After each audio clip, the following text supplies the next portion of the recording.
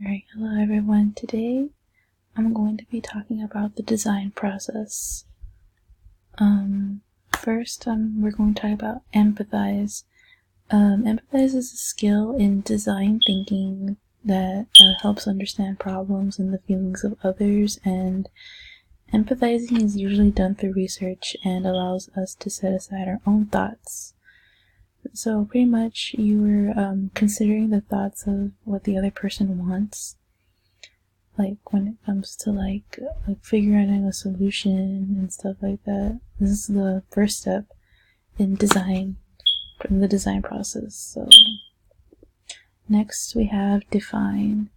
Define is a clear description of something or a problem you would like to solve, and in this stage problems would be analyzed. So after you analyze a problem, then you start to synthesize them on the next step, which is ideate.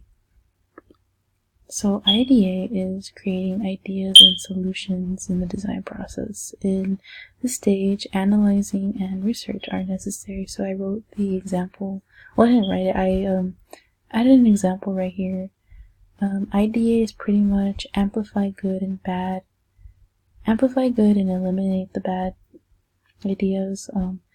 Explore opposites into question. Identify unexpected resources and analyze it. In my opinion, I think analyzing is the most important in this one. Prototype. Prototype is a sample version before the final product is completed. It is the tester of a concept or process of design thinking. So prototype isn't really exactly the finished product, but it's a sample, as I said earlier. It's a sample, like, just in case, like, if there's any, like, revision that needs to be made.